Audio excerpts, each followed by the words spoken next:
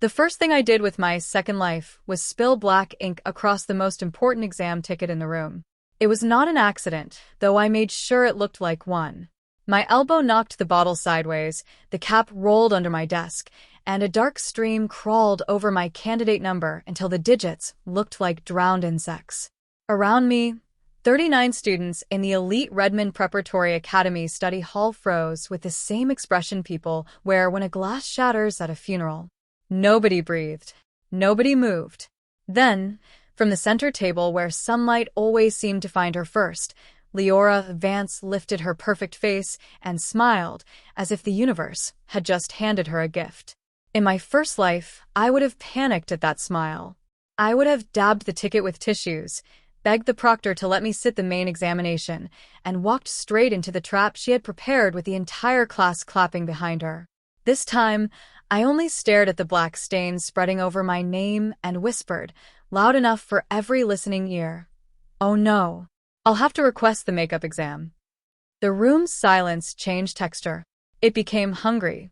Leora's smile sharpened by half an inch, and I knew she had heard exactly what she wanted to hear. She thought I had lost my place in the first sitting. She thought she had won the exam before it had even begun. She did not know the first paper had already been voided. I had died because of that first paper. Not immediately, not dramatically, not under the wheels of a truck or with blood on marble stairs, but slowly, under rumors, disciplinary notices, rejection letters, and the kind of shame that eats a person from the inside until breathing feels like apologizing. In my first life, Redmond's final qualifying examination had been everything. It decided the scholarship list, the university recommendations, the national honors nominations, and the special legal pathway our academy bragged about every year in its glossy brochures. Leora was the class monitor, the golden girl, the daughter of a trustee. The student teachers praised before she even raised her hand. I was the quiet scholarship girl with a dead father, an overworked mother, and grades so high they made people call me arrogant even when I never spoke. For 2 years, Leora had acted like my friend only in public. She brought me coffee when teachers were watching, told reporters we studied together, and called me our secret weapon whenever academy donors visited. Behind closed doors, she treated my notes like public property, my time like unpaid labor, and my silence like consent. The night before the exam in my first life, she begged me to review with the class in the dorm lounge. She said everyone was anxious. She said it would be cruel if I kept my method to myself. I went because I was young enough to think kindness could protect me. I wrote 3 model essays on the whiteboard, explained the logic of my problem-solving sequence, and watched half the class photograph every line. The next morning, I sat the first paper and wrote what I knew. So did they. By noon, our answers matched too closely. By evening, the academy announced suspected collusion. By the following week, every student who had followed my method blamed me for distributing answers, while Leora stood in front of the investigation committee with tears in her eyes and said, "I trusted her." We all did. The cruelest part was that the paper we all sat had not even been valid. A printing error had mixed 2 versions. The first booklet carried the wrong scenario sheet, the wrong evidence appendix, and a missing instruction that changed the entire legal analysis section. The examination board discovered it before the sitting started, but Redmond's deputy principal, desperate to avoid embarrassment during a donor visit, ordered the first paper to proceed while the academy verified the issue. The official makeup exam was already being prepared as the replacement, but that information never reached us until after the damage was done. Because my answers were the clearest, because the class had copied my structure, because Leora had saved screenshots of my study lounge explanations and edited them to look like leaked answer keys, I became the scandal's face. They voided my score first. Then the scholarship disappeared. Then my mother's bakery lost half its customers because Redmond families whispered that I had cheated my way into the academy. Leora survived by becoming the victim. She claimed I had pressured everyone into memorizing my essay template. She accepted my scholarship at the winter ceremony with damp eyes and a trembling voice, saying she hoped I would learn from this. Years later, when I finally found proof that the first paper had been voided internally before we entered the hall, I went to confront her at a university alumni event. She laughed into her champagne and said, "A voided paper still ruined you. That's talent." I remember stepping outside into the rain. I remember my chest tightening. I remember the ambulance lights smearing red across wet pavement. Then I woke up in Redmond's study hall with an intact exam ticket, an uncapped bottle of ink, and Leora watching me from the center table, like a queen waiting for tribute. So, I ruined the ticket before anyone else could. The trick was not simply skipping the first exam. If I had stayed home, Leora would have adjusted. If I had warned the board, Redmond would have buried the printing issue faster. If I had told the class the first paper was voided, they would have accused me of sabotage, and some fool would have recorded me saying it. I needed them to choose the voided path willingly, loudly, and on record. I needed Leora to believe she had pushed me away from the main sitting while keeping the class locked onto the copied answers from the first paper. As the ink spread, our homeroom supervisor, Mr. Hale, hurried over with a stack of tissues and the strained expression of a man already tired of paperwork. "Nadia, what happened?" he asked. "I'm so sorry," I said, pressing my hand to my mouth. "The ticket is unreadable. The instructions said damaged cards can't be scanned at the main sitting, right?" Mr. Hale frowned because that rule existed, but nobody had ever invoked it for a top-ranked candidate on the morning before qualification. Leora rose smoothly from her chair, her navy blazer immaculate, her silver class monitor pin catching the light. "Rules are rules," she said gently. "It would be unfair if Nadia got special treatment." Half the class nodded before they understood what they were agreeing to. Leora's friends murmured sympathy with mouths that barely moved. I lowered my gaze, not because I was ashamed, but because hiding satisfaction takes practice. Mr. Hale sighed and said he would file a damaged card report. "You'll likely be assigned the makeup sitting next Friday," he told me. Leora's eyes flashed. Next Friday. A week later. A different room. A different paper. To her, it sounded like exile. To me, it sounded like oxygen. By lunch, the rumor had traveled faster than the academy's Wi-Fi. Nadia Ivers ruined her ticket. Nadia has to sit the makeup. Nadia's done. The main exam is tomorrow, and she'll be stuck with the harder replacement paper. In the cafeteria, students watched me walk past as if I were contagious. Some looked pitying. Some looked pleased. Most looked afraid because my absence from the first sitting created a problem for them. They had planned to copy me, directly or indirectly, and now their compass had vanished. Leora solved that problem before dessert. She climbed onto the little platform near the announcements board, clapped twice, and called for calm. "Everyone listen. We prepared for this together. Nadia's situation is unfortunate, but we can't fall apart because one person made a mistake. One person. A mistake." I sat at the far end of the room, peeling the label from a water bottle, while she turned my stolen study method into a speech about unity. She reminded them of the outline I had used in the dorm lounge in the first life, but this time she presented it as her own class framework. She told them the first paper always followed the same structure, that the board loved predictable themes, that the rumors about alternate versions were just anxiety. Then she opened her tablet and projected a shared document titled Main Sitting Master Plan. My own phrases appeared in gold highlights. My old 3-part analysis model. My sequencing chart. My evidence hierarchy. She had already prepared the theft before I spilled the ink. The class leaned in like starving people smelling bread. I did nothing. I even looked away when my closest former friend, Mina, glanced at me as if asking whether Leora's document was safe. In my first life, Mina had cried during the investigation and said she had only copied a little. In this life, her hand was already moving, saving the file. The next day, I dressed slowly while the academy buses carried everyone else to the main examination center. I wore no lucky ribbon, packed no emergency flashcards, and ignored the class group chat vibrating itself frantic on my desk. Leora sent 3 messages before 8. Remember, everyone, confidence. Trust the shared framework. Do not panic if wording changes. Apply the master plan. Mina sent a heart emoji. Someone asked if Nadia had seen the document. Leora replied, "Nadia is sitting makeup, so she doesn't need it." That line gathered laughing reactions like flies. I made tea, sat by the dorm window, and watched the buses leave through a fog so pale it made the campus look erased. At 8:42, my phone buzzed with a private message from Leora. It said, "You could still help us review if you want to be useful." I typed, "Good luck today," then deleted it. Instead, I sent nothing. Silence is underestimated by people who love control. They cannot tell whether silence means weakness, ignorance, or a knife held behind the back. At 9:10, the main sitting began.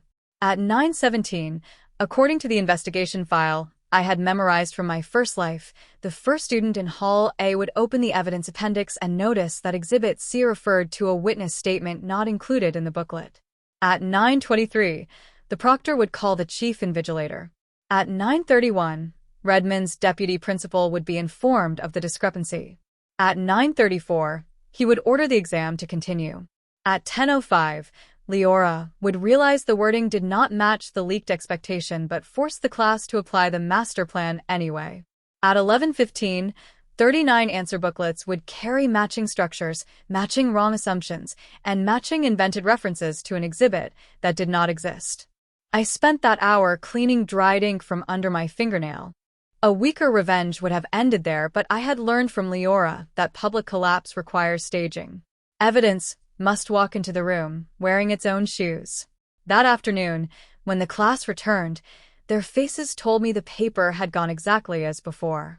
Some were pale. Some were laughing too loudly. Leora looked radiant in the dangerous way of people who feel fear and decide to call it victory. She found me in the library courtyard, where I had placed myself beneath the old plane tree with a book open and unread on my lap. "You missed an interesting paper," she said. I looked up, calm enough to irritate her. Was it difficult? Her smile twitched. Not if you understood the framework. Around us, 3 girls slowed down to listen. Leora noticed and raised her voice. Actually, most of the class felt prepared because we worked together. It's a shame you weren't part of that. I closed my book. I'm glad everyone felt prepared. She tilted her head. Are you? Because some people might think you ruined your ticket on purpose to avoid sitting with us. There it was, the seed she would plant if the voided paper became scandal again. Nadia avoided the main exam because she knew. Nadia withheld information. Nadia sabotaged us. In my first life, I had defended myself too late. This time, I laughed softly just once, and the sound startled even me. Leora, I said, if I were clever enough to predict the exam, do you really think I'd be sitting makeup? The girls nearby giggled. Leora's eyes cooled. She had expected tears, not humor. She stepped closer and whispered, "Enjoy your harder paper." I whispered back, "Enjoy your score." The academy announced the first irregularity 48 hours later. Not the full truth, of course. Redmond never gave truth away when fog would do. The official notice said the examination board had identified a booklet variance affecting a subset of candidates, and that scores from the main sitting were under review pending standardization. Under review. Those words turned the dormitory into a pressure cooker. Students paced hallways, cornered teachers, refreshed the portal until it crashed. Leora acted calm, which made everyone else cling to her harder. She held another cafeteria meeting and told them not to worry. "This happens every few years," she said, lying with the fluency of a violinist playing scales. "They'll adjust marks." Our answers were consistent, which helps. Consistent. I nearly admired her nerve. Consistency was exactly what would destroy them, because the board did not merely have a printing error. They had answer scripts showing a class-wide pattern of identical application to missing evidence, and they had Leora's shared document saved by half the cohort, complete with metadata showing she created it before the exam. What they did not have yet was proof that I had not fed her the framework for the purpose of cheating. So I spent the next 5 days building the cleanest absence in Redmond history. I attended every supervised makeup briefing. I signed every damaged card form. I emailed student services twice, asking whether I was allowed to access main sitting materials, and received written replies saying no candidate assigned to makeup could view or discuss the first paper. I left the class group chat after taking screenshots, showing Leora's master plan and the classmates thanking her. I studied in the monitored library beneath cameras, using only board-issued practice questions. I made my innocence boring, documented, and impossible to romanticize. Leora noticed too late that I was not behaving like prey. On Wednesday evening, she came to my dorm room with Mina behind her and a paper bag of pastries from the cafe my mother could no longer afford to visit in the first life. "Peace offering," Leora said, holding it up. The hallway smelled of sugar and rain. Mina avoided my eyes. I did not invite them in. "For what?" I asked. Leora smiled. "For the tension. Everyone is stressed, and I don't want things to become strange between us." Things. As if she had not been leading a class-wide theft of my work for months. Mina finally looked at me, her face soft with a kind of guilt that wants forgiveness before confession. "Nadia, people are saying the board might cancel some questions.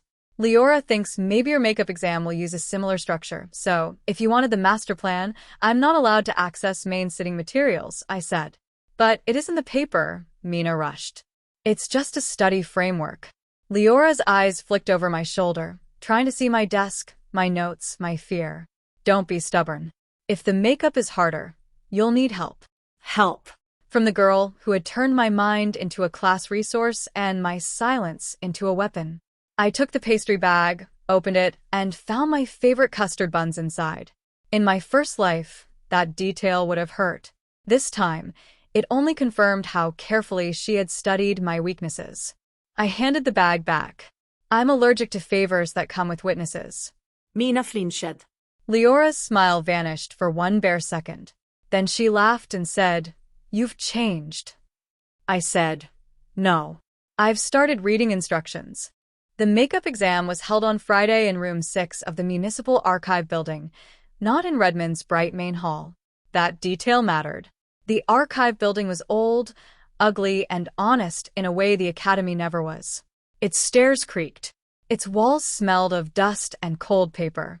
There were only 12 candidates assigned to the sitting, 2 from Redmond, 9 from other schools affected by damaged cards or medical deferrals, and 1 boy with a broken wrist dictating answers to a scribe. We surrendered our phones, signed a declaration that we had not accessed main sitting materials, and received sealed booklets printed on pale blue paper. Blue, not white. Valid, not voided. I ran my fingers over the cover page before opening it, letting myself feel the strange, quiet joy of reaching a future that had been stolen from me. The questions were not harder. They were cleaner. The scenario concerned a municipal procurement dispute, not the inheritance fraud case from the first paper. The evidence appendix had every exhibit. The instructions were explicit. The model Leora stole from me would have helped only in the broadest sense, the way knowing how to breathe helps you run, but does not choose your path. I wrote slowly at first, not because I lacked answers, but because my hand trembled with the enormity of not being trapped. Then the training returned. I built the argument, separated the false issue from the real one, cited the evidence actually present, and refused the old impulse to prove I deserved mercy. I did not need mercy. I needed a score. When I walked out, Leora was waiting across the street beneath a red umbrella. The rain had turned the pavement silver, and her reflection trembled at her feet like a second version of herself trying to escape. She should not have known the makeup location. The board had kept it private, which meant someone inside Redmond had told her, or she had charmed it out of a clerk, or she had followed me. In my first life, that kind of attention made me feel important. Now it made my skin tighten. "How is it?" she called. I adjusted the strap of my bag and kept walking. She matched my pace from the other side of the street, smiling under the umbrella as cars hissed between us. Was it similar? I did not answer. "Nadia, don't be childish. Everyone's future is involved." That almost made me stop. Everyone's future had mattered when they needed my notes. My future had become disposable the moment blame needed a body. "Did you use our framework?" she asked, voice sharper. Our. I turned at the corner, where the pedestrian signal glowed red, and looked at her through the rain. "You mean yours?" She blinked. "What?" "You told everyone it was yours." The umbrella dipped. "Don't twist things." The light changed. I stepped off the curb. Behind me, she said, "If they void us, they'll look at you too." I paused just long enough for the threat to land where she intended. Then I looked back and said, "Good." Her face went very still. The old Leora, the one I had feared, understood applause and obedience. She did not understand a victim-inviting investigation. Scores were supposed to release the following Tuesday. Instead, Redmond called an emergency assembly Monday morning. That was when the Academy's mask slipped. They packed the final year cohort into the auditorium under the stained glass skylight, with teachers lining the walls like nervous guards and the deputy principal standing beside two people I recognized from the future investigation file. Director Say from the examination board and Ms. Orlon from academic integrity. In my first life, they had appeared after the rumors had already poisoned everything. This time, they arrived before Leora could write the story. The class whispered around me, restless and confused. I sat in the third row, alone by choice, with my hands folded over the notebook containing printed copies of every email, screenshot, and damaged card confirmation I had collected. Leora sat at the front as class monitor, chin lifted, face arranged into solemn concern. Director Say began with the kind of voice that made excuses die before reaching the air. The main sitting of the Crown Ridge qualifying examination at Redmond Preparatory Academy has been formally voided. The auditorium erupted. Someone cursed. Someone started crying. Leora stood halfway, then remembered herself and sat back down. Director Say raised one hand. The voiding was not due solely to a printing variance. A significant number of candidates submitted responses that referenced absent evidence, applied an identical unsupported framework, and reproduced phrasing from an unauthorized pre-examination document circulated within this cohort. The room did not go quiet all at once. It quieted in layers, like snow burying a field. Students turned toward Leora because the document had her name on it. Leora turned toward me because she needed the blame to travel. Ms. Orlon stepped forward and tapped the microphone once. A screen lowered behind her. The first image appeared, Leora's main sitting master plan, gold highlights and all. A few students gasped as if seeing it publicly made it more real than using it privately had. The metadata appeared next. Created by Leora Vance, 10:42 p.m., the night before the exam. Edited by Leora Vance, 6:13 a.m., exam day. Shared with Redmond Final Cohort, 6:28 a.m. Then came message screenshots, not mine yet, but the board's recovered chat logs. Leora, trust the framework exactly. Do not improvise. The first paper rewards consistency. Leora, if wording changes, apply the master plan anyway. Leora, Nadia won't sit with us, so we need discipline. A sound moved through the students, half moan, half accusation. Leora rose fully now. That document was a study guide, she said, voice trembling with polished outrage. Everyone creates study guides. Director Say looked at her without blinking. Study guides do not instruct candidates to reference non-existent exhibits. Leora's mouth opened, closed, opened again. Her father was a trustee. Her mother hosted scholarship luncheons. Her teachers had spent years making room for her mistakes before she made them. She was not accustomed to a room where her name did not bend the rules. Nadia gave us the original framework, she said suddenly. There it was. The blade I had known would come. She taught it to everyone before damaging her card. She knew she would sit separately. Heads turned toward me, hungry for the old ending. My heartbeat kicked once hard. Then Ms. Orlon changed the slide. My damaged card report filled the screen. Time-stamped. Signed by Mr. Hale. Filed before Leora created her morning edits. Then my emails to student services appeared, each asking whether makeup candidates could receive or discuss main sitting materials. Then the replies, no. Do not access. Do not discuss. Then the library camera log showing my study sessions after the main sitting, the supervised makeup briefing attendance, the declaration I had signed before the blue paper exam. Ms. Orlon did not look at me with warmth, but she looked at me with something better. Procedural certainty. Candidate Nadia Ivers was assigned to the makeup sitting due to a damaged admission ticket, she said. Her makeup script was completed on the valid replacement paper and is not part of the main sitting void. We found no evidence she accessed the main sitting booklet, contributed to the unauthorized document, or coordinated responses during the voided exam. The auditorium's attention snapped back to Leora. She looked smaller. Not weak, never weak, but narrower, as if the space around her had stopped expanding on command. Mina began crying 2 seats behind her. A boy from the debate team muttered, "You said it was official strategy." Another girl whispered, "You told us Nadia abandoned us." Leora lifted both hands. "I was helping you. We all used it. Don't pretend you didn't want it." That was the moment she lost them. Not when the document appeared. Not when the score voiding was announced. When she reminded the class they were guilty too, their fear needed a new place to live, and it chose her.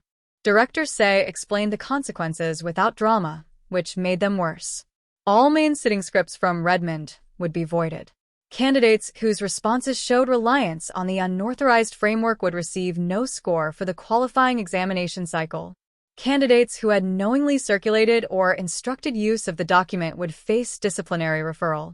Because the makeup sitting had already occurred under separate security, those scores would stand. The class understood the arithmetic before he finished. I had a valid score coming. They did not. The exam that had ruined me in my first life had become the narrow bridge I crossed alone.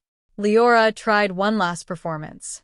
She pressed a hand to her chest, tears gathering with impressive speed. "This is unfair," she said. "The Academy failed to tell us the paper was flawed. We were victims of a voided set." Ms. Orlon nodded once. "The board agrees the Academy mishandled the printing variants. That is why the main paper was voided administratively.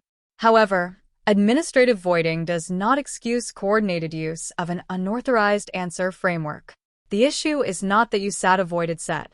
The issue is that you filled it as if you knew the answers before reading the questions." That sentence cut through the auditorium like wire. Even I felt it.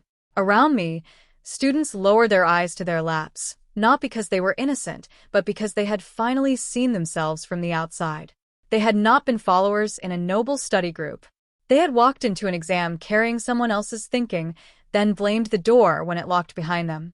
After the assembly, Redmond became a building made of whispers. Parents arrived in expensive coats with legal threats folded into their mouths. Teachers vanished into emergency meetings. Students who had called me selfish suddenly looked at me as if kindness might still be available if they approached carefully enough. Mina found me outside the archive room, where old trophies stood behind glass collecting dust. Her face was blotchy from crying. "Nadia," she said, "I didn't know Leora would blame you." I looked at our reflections in the trophy case. In my first life, I had wanted Mina's apology so badly that I rehearsed forgiving her before she ever offered it. I imagined us sitting together, crying, repairing what fear had broken. But rebirth is not only a gift of revenge. It is a cure for begging people to become who you needed them to be. "You knew the framework wasn't yours," I said. She swallowed. "Everyone was using it. That wasn't an answer." Her eyes filled again. I was scared. I nodded because that part was probably true. Fear makes ordinary people cruel in ways they later call complicated. "So was I said. "But you still copied, and when the board came, you would have let them bury me again." Mina flinched out again, not understanding the full weight of it, only sensing something older than the week between us. "Can you tell them I didn't mean to cheat?" she whispered. There it was, the small request dressed as remorse. I turned from the trophy case. No, the word felt clean. Not angry, not dramatic, just clean. She covered her mouth and stepped back as if I had struck her. I walked away before pity could put its hands on me. Leora waited for me in the old chapel, which was funny because she had never entered any sacred place without expecting it to improve the lighting around her. Redmond used the chapel for alumni photos and donor receptions now. The pews had been replaced by velvet chairs, and the altar held a display of Academy awards. Rain tapped against the stained glass. Leora stood beneath a window showing St. Catherine with a wheel, her face pale except for 2 bright spots high on her cheeks. You planned this, she said. No gritino, no mask. Just the accusation, raw and almost honest. I closed the chapel door behind me. I spilled ink. You knew. I knew you would steal anything that looked useful. She laughed, but it cracked halfway. Don't pretend you're noble. You let everyone fail. I looked at her then, really looked at her, and saw not a monster, but something almost sadder. A girl who had been rewarded so many times for taking that she thought refusal was violence. No, I said. They failed because they trusted a thief. She stepped closer. The board will still question you. My father will make sure of it. In my first life, the mention of her father would have frozen me. Trustee Vance had sat on panels, funded buildings, recommended students, ended problems with phone calls. This time, his influence had already become evidence. I reached into my bag and removed a printed email from the future I had rebuilt into the present. The complaint I had filed that morning with the board's external oversight office, attaching Leora's messages, the damaged card records, and a note about trustee interference risks. Tell him to be careful, I said. Every call he makes now becomes part of the file. Leora stared at the paper. For the first time since I had known her, she had no immediate expression ready. Why are you doing this to me? She whispered, and the softness of it almost worked. Almost. I thought of my mother closing the bakery early, because parents crossed the street to avoid her. I thought of scholarship letters disappearing. I thought of Leora laughing into champagne, saying avoided paper still ruined me. Because you taught me that a future can be stolen quietly, I said. I'm returning the lesson loudly. The official results posted 3 days later at noon. Redmond tried to delay them, but the board released candidate outcomes directly through the national portal. I was in the public library, not the academy, when mine appeared. Nadia Ivers. Valid makeup sitting. Distinction. Scholarship eligibility retained. National recommendation pending. I read it once. Then again. The words did not explode into fireworks. They settled inside me like furniture finally placed in the right room. My mother called at 12:03 because I had given her the login. She did not speak at first. I heard the bakery oven fan in the background, the little bell above the shop door, her breath breaking into something too big for the phone. You did it, she said. In my first life, I had made that call from a bathroom floor after my score was voided, trying to explain a scandal I did not understand. This time, I stood between shelves of municipal tax records and old newspapers and let my mother cry for a future that had survived. We did it, I told her, because every clean uniform, every late-night meal, every coin saved from bakery tips had sat that exam with me. At 12:10, Redmond's parent chat leaked. By 12:30, Leora's disciplinary referral spread across campus. By evening, the academy announced she had been removed as class monitor pending investigation. Her university recommendation was suspended. Her scholarship nomination was withdrawn. Several students received formal failure notices for the cycle. The makeup candidates from other schools moved on quietly, unaware that their ordinary valid exam had become the blade separating my two lives. People expected me to celebrate loudly. They wanted a speech, a confrontation, a moment where I stood on cafeteria tables and named every person who had used me. But the strangest thing about revenge is that when it succeeds, noise begins to feel unnecessary. The class already knew.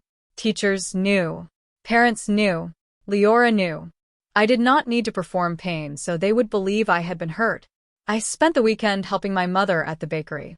I tied my hair back, dusted flour across the counter, boxed custard buns without flinching, and watched customers return because scandal moves fast but success moves faster when attached to a scholarship list.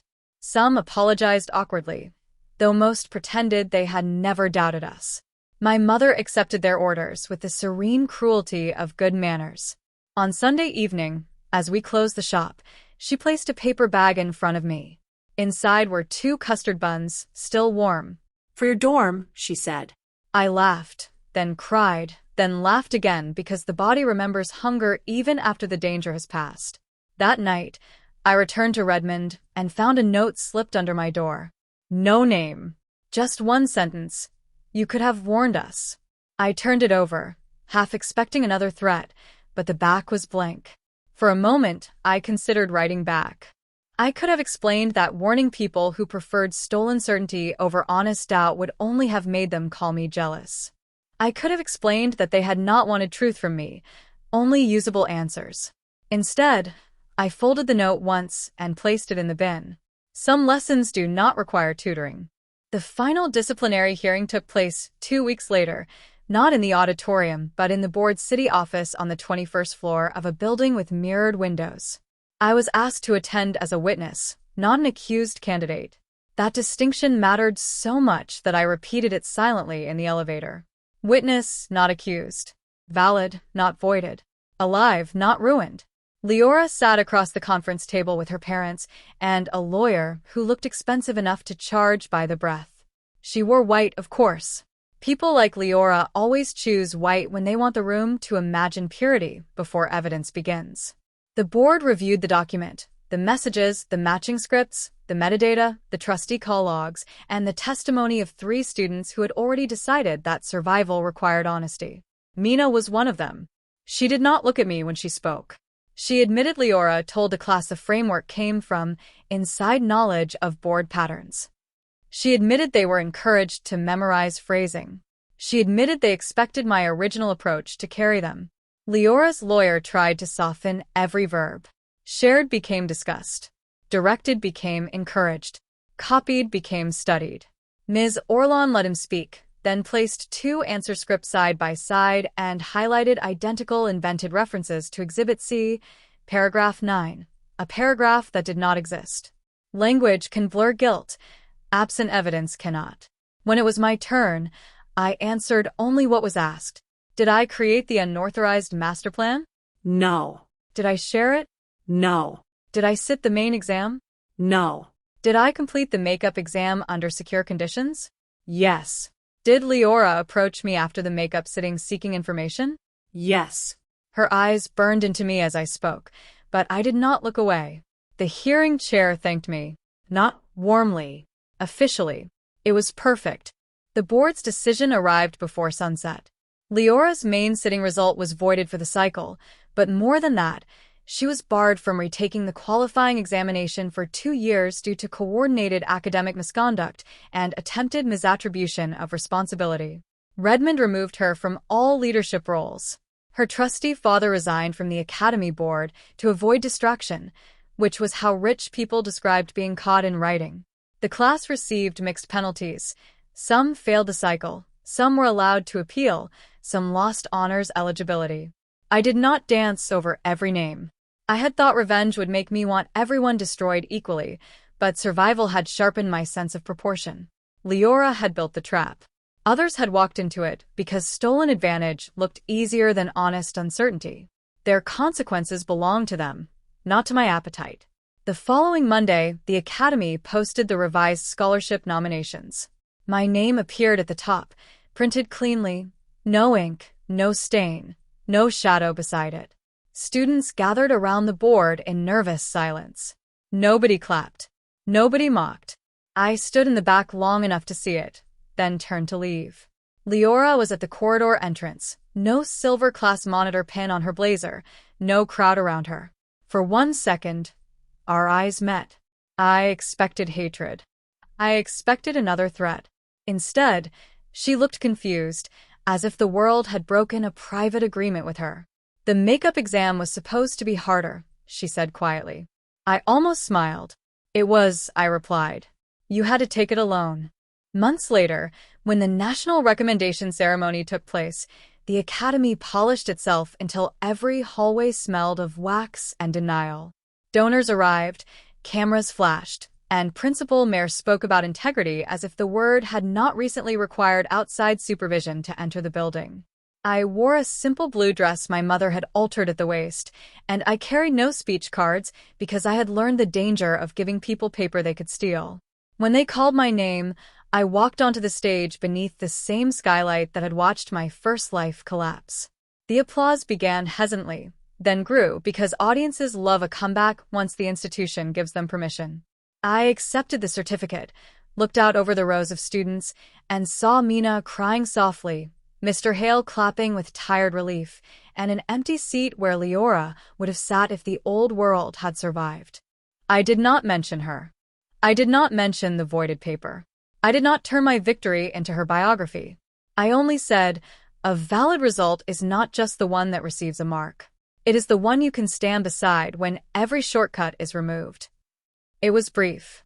It was enough. Afterward, outside beneath the plane tree, my mother hugged me so tightly the certificate bent between us. The sky was clear, impossibly blue, and for once I did not search it for signs, warnings, or traps. My second life had not become easy. It had become mine. And if anyone asked why I spilled ink on the ticket that morning, why I sat the makeup exam instead, why I let an entire class fill a voided set while I walked toward a valid paper alone, I would tell them the truth. The first exam measured what they could copy. The second measured what I could survive.